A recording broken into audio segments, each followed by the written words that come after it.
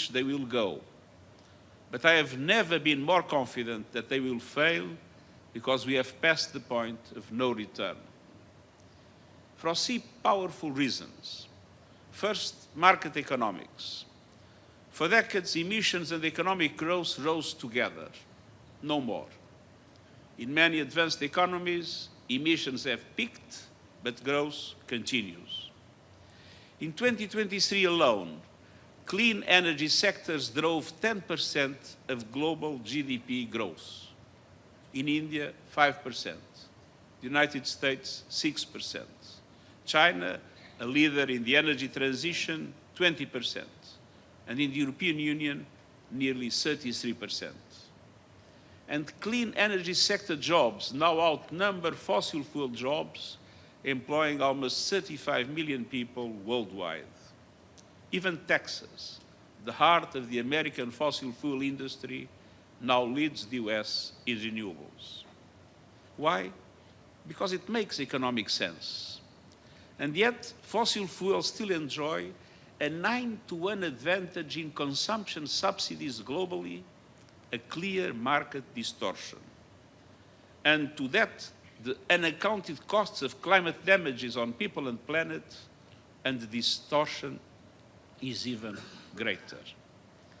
Countries that cling to fossil fuels are not protecting their economies, they are sabotaging them, driving up costs, undermining competitiveness, locking in stranded assets, and missing the greatest economic opportunity of the 21st century.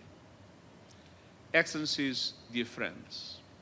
Second, renewables are here to stay because they are the foundation of energy security and sovereignty. Let's be clear, the greatest threat to energy security today is in fossil fuels. They leave economies and people at the mercy of price shocks, supply disruptions, and geopolitical turmoil. Just look at Russia's invasion of Ukraine. A war in Europe led to a global energy crisis. Oil and gas prices soared, electricity and food bills followed. In 2022, every household around the world saw energy costs jump 20%. Modern and competitive economies need stable, affordable energy, and renewables offer both. There are no price spikes for sunlight and no embargoes on wind. Renewables can put power, literally and figuratively, in the hands of people and governments. And almost every nation has enough sun, wind, or water to become energy self-sufficient. Renewables mean real energy security, real energy sovereignty, and real freedom from fossil fuel volatility. Dear friends, the third and final reason why there is no going back on renewables is the excess. You can't build a coal plant in someone's backyard, but you can deliver solar panels to the most remote villages on Earth. Solar and wind can be deployed faster, cheaper, and more flexibly than fossil fuels ever could. And while nuclear will be part of the global energy mix, it can never fill the access gaps. All of this is a game changer for the hundreds of millions of people still living without electricity, most of them in Africa, a continent bursting with renewable potential. By 2040, Africa could generate 10 times more electricity than it needs, entirely from renewables.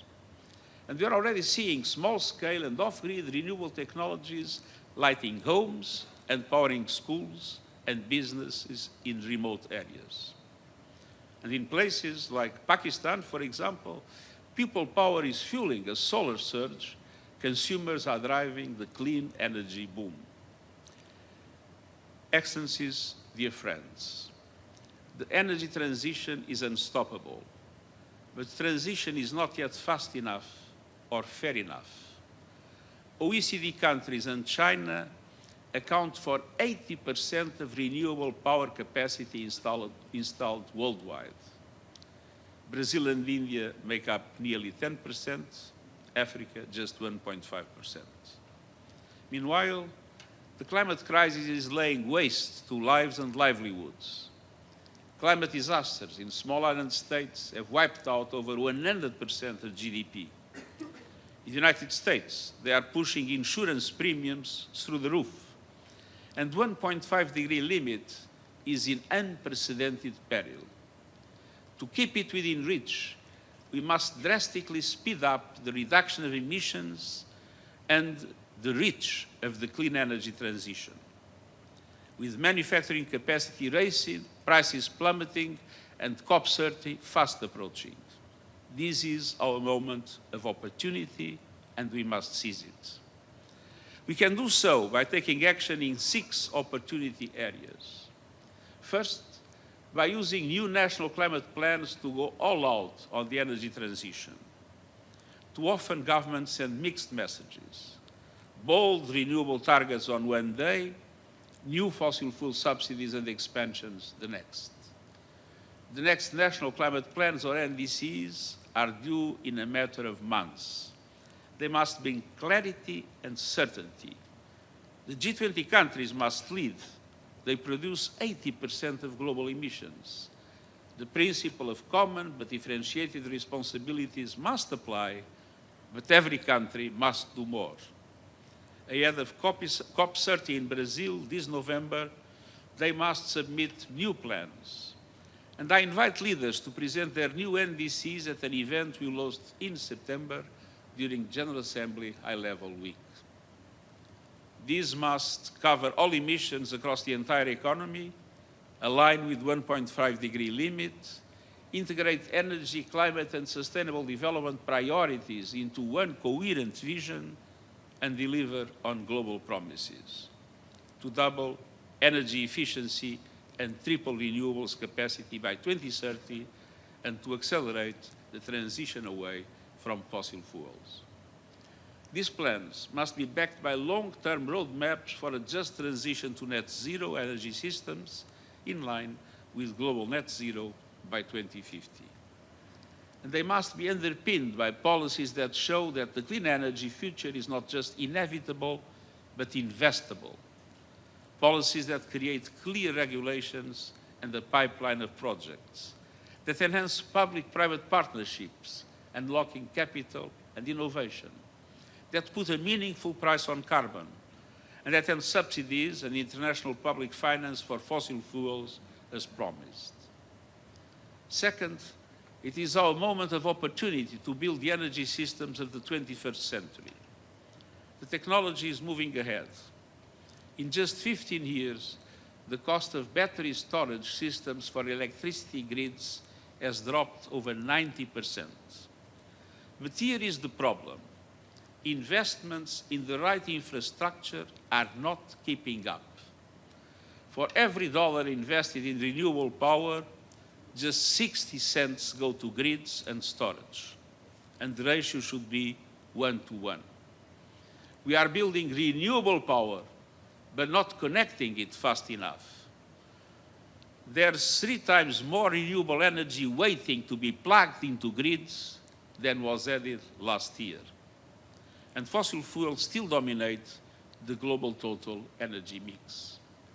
We must act now and invest in the backbone of a clean energy future, in modern, flexible, and digital grids, including regional integration, in a massive scale-up of energy storage, and in charging networks to power the electric vehicle revolution.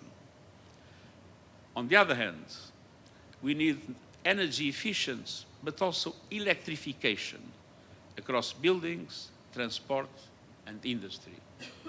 That is how you unlock the full promise of renewables and build energy systems that are clean, secure, and fit for the future. Third, this is our moment of opportunity to meet the world's surging energy demand sustainably. More people are plugging in. More cities are eating up with soaring demand for cooling. And more technologies, from AI to digital finance, are devouring electricity.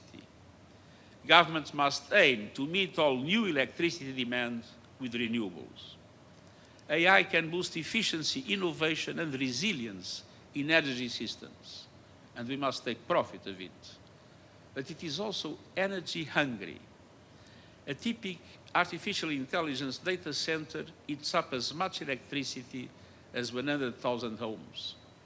And the largest ones will soon use 20 times that. By 2030, data centers could consume as much electricity as all of Japan does today. This is not sustainable unless we make it so. And the technology sector must be out front. Today, I call on every major tech firm to power all data centers with 100% renewables by 2030. And along with other industry, they must use water sustainably in cooling systems. The future is being built in the cloud. It must be powered by the sun, the wind, and the promise of a better world. Excellencies, dear friends, first, this is the moment of opportunity for a just energy transition. The clean energy that we must deliver must also deliver equity, dignity, and opportunity for all. That means governments leading a just transition with support, education, and training for fossil fuel workers, young people, women, indigenous peoples, and others, so that they can thrive in the new energy economy. With stronger social protection, so no one is left behind. And with international cooperation to help low-income countries that are highly dependent on fossil fuels and struggling to make the shift. But justice doesn't stop here. The critical minerals that power the clean energy revolution are often found in countries that have long been exploited. And today we see history repeating. Communities mistreated, rights trampled, environments trashed. Nations stuck at the bottom of value chains while others reap rewards. And the extractive models digging deeper holes of inequality and harm. This must end. Developing countries can play a major role in diversifying sources of supply. The UN panel on critical energy transition minerals has shown the way forward, with a past grounded in human rights, justice, and equity. Today, I call on governments, businesses, and civil society to work with us to deliver its recommendations. Let's build a future that it is not only green, but just, not only fast, but fair, not only transformative, but inclusive. Fifth, we have a moment of opportunity to use trade and investment to supercharge the energy transition. Clean energy needs more than ambition. It needs access to technologies, materials, and manufacturing. But these are concentrated in just a few countries, and global trade is fragmenting. Trade policy must support climate policy. Countries committed to the new energy era must come together to ensure that trade and investment drive it forward by building diverse, secure, and resilient supply chains, by cutting tariffs on clean energy goods, by unlocking investment and trade, including through South-South cooperation, and by modernizing outdated investment treaties started with investor-state dispute settlement provisions. Today, fossil fuel interests are weaponizing these provisions to delay the transition, particularly in several developing countries. Reform is urgent. The race for the new must not be a race for the few. It must be a relay, shared, inclusive, and resilient. Let's make trade a tool for transformation. Sixth and finally, this is our moment of opportunity to unleash the full force of finance, driving investment to markets with massive potential. Despite soaring demand and vast renewables potential, developing countries are being locked out of the energy transition. Africa is home to 60% of the world's best solar resources, but it received just 2% of global clean energy investments last year. Zoom out, and the picture is just as stark. In the last decade, only 1 in every 5 clean energy dollars went to emerging and developing countries outside China. To keep the 1.5-degree limit alive and deliver universal energy access, annual clean energy investment in those countries must rise more than fivefold by 2030. And that demands bold national policies and concrete international action to reform the global financial architecture, drastically increase the lending capacity of multilateral development banks, making them bigger, bolder, and better able to leverage massive amounts of private finance at reasonable cost, and take effective action on debt relief and scale up proven tools like debt for climate swaps. Today, developing countries pay outlandish sums for both debt and equity financing, in part because of outdated risk models, bias, and broken assumptions that boost the cost of capital. Credit rating agencies and investors must modernize. We need a new approach to risk that reflects the promise of clean energy, the rising cost of climate chaos, and the danger of stranded fossil fuel assets. I urge parties to unite to solve the complex challenges facing some developing countries in the energy transition, such as early retirement of coal plants. Excellencies, dear friends, the fossil fuel age is flailing and failing. We are in the dawn of a new energy era, an era where cheap, clean, abundant energy powers a world rich in economic opportunity, where nations have the security of energy autonomy and the gift of power is a gift for all. That world is within reach, but it won't happen on its own, not fast enough, not fair enough. It is up to us. We have the tools to power the future for humanity. Let's make the most of them.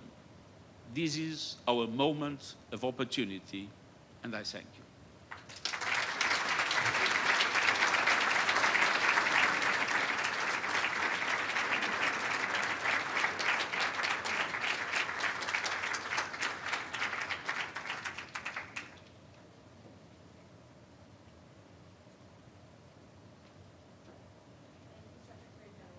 Powerful remarks.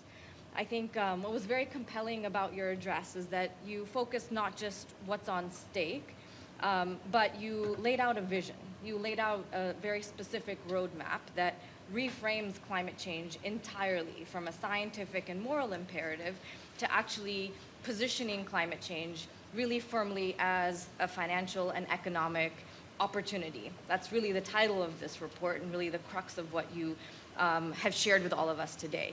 Now, what I'd like to have is a short dialogue with you to address some of the pressing concerns or some of the pending questions that may come to mind for some who have read this report. To start off, I'd really like to focus on this fundamental issue that you've raised, which is this reframing of climate change. You've really identified key levers of financial and economic opportunity, but that really comes at odds with the dominant narrative around climate change, which focuses on a conversation around sacrifice and cost. There's this perception that climate action is a net cost, that you have to give up something, that you have to give up the opportunity for growth. What would you say, how would you address or this shift in perception or the need to bridge the gap from the possibility of what we know is the opportunity and what people believe and what they think about climate action? Well, it is clear that we will need much more energy in the future. And it is clear that today the cheapest and easiest way to increase energy capacity is through renewables. So the renewables are not a cost. They are the cheapest investment for what is needed in today's world. And on the other hand, I think it's important to move what is usually, and I myself probably sometimes fall in that trap, which is a description of the realities of climate change in the world, with all the terrible disasters that are happening, with emissions still growing, with devastating impacts in different areas of the world where human life is becoming more and more difficult. Small islands, desertic areas in Africa, the floods, the heat waves, I mean, the glaciers melting, the rising sea level. It's important to say that all this is true. We are in a very dramatic situation. We are at risk of losing the possibility to keep the rising temperature limit at 1.5 degrees. But now we have the tools and the instruments to do what is needed to stop this evolution. The problem is that we have science on our side, we have the economics on our side, but we do not yet have political will everywhere on our side.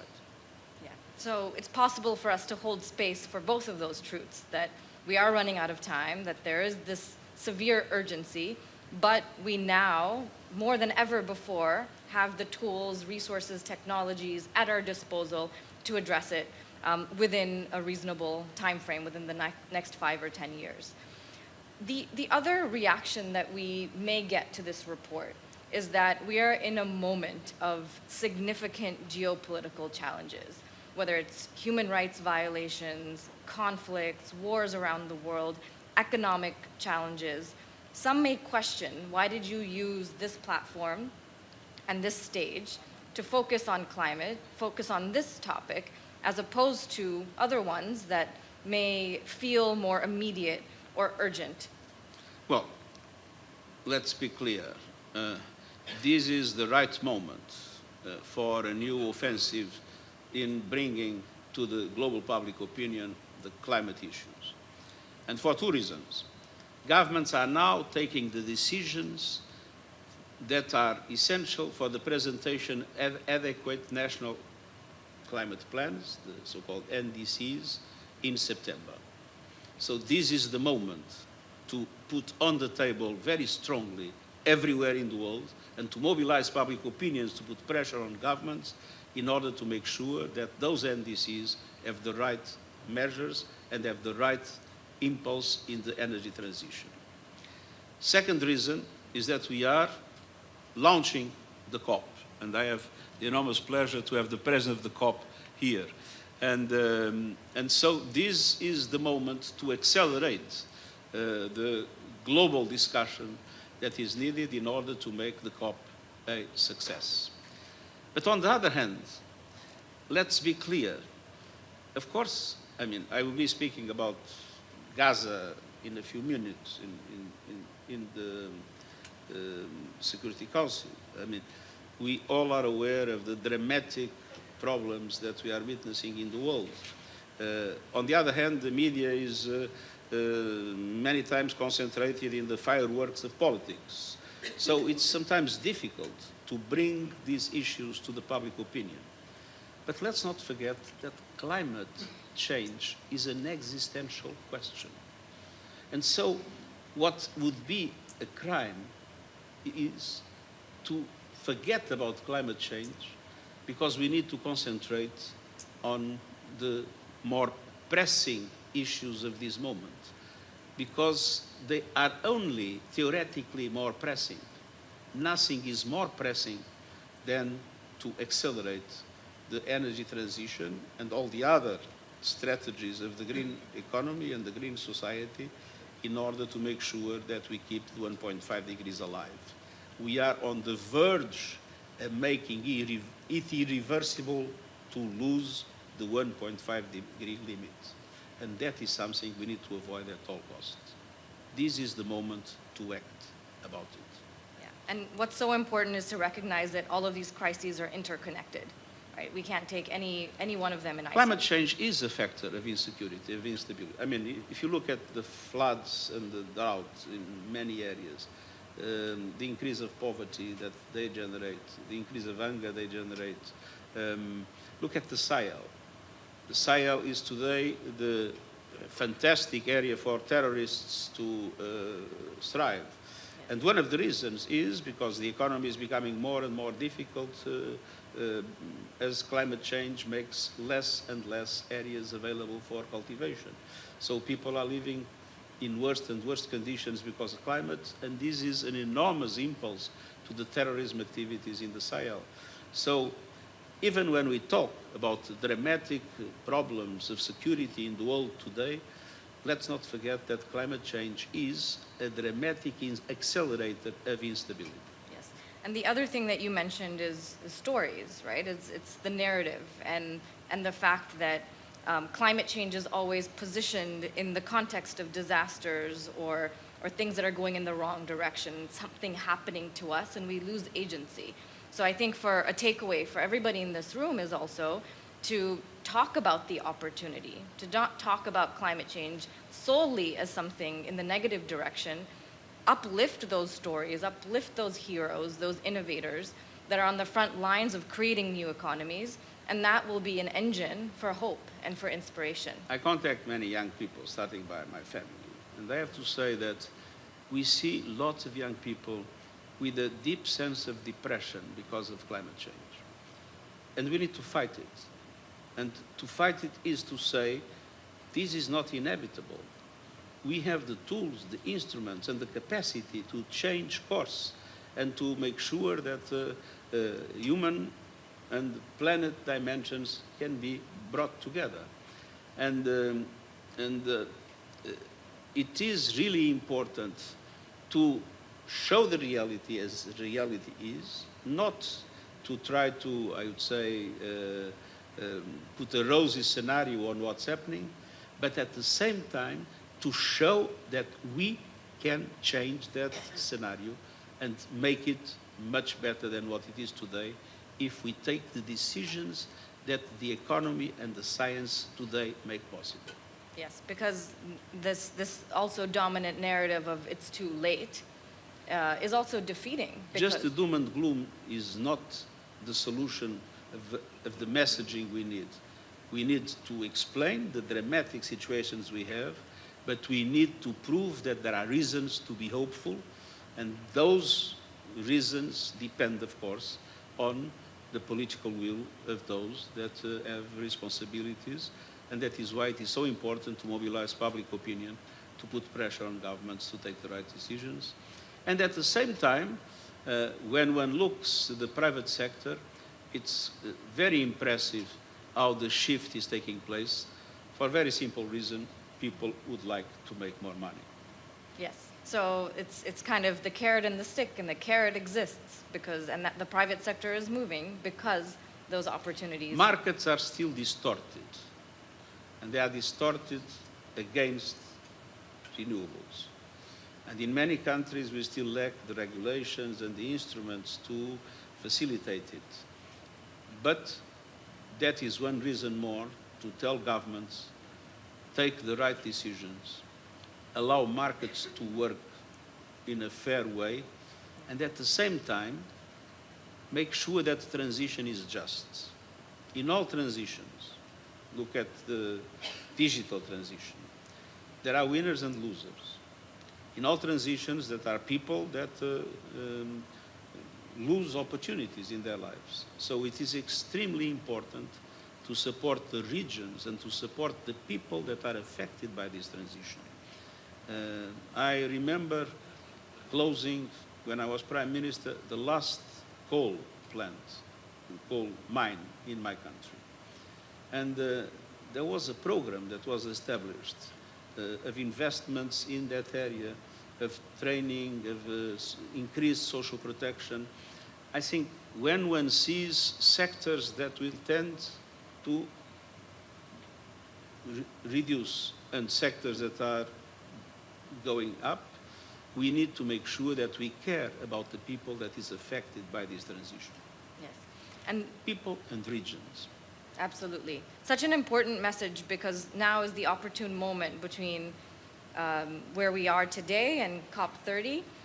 If we deliver this message at COP30, it's too late, because now is the opportunity to action on all of this information and be able to see if we can have some sort of collective movement towards more ambition, more action, and addressing it in a way that that is responsive to the justice needs and the ways in which you can bring people along this transition.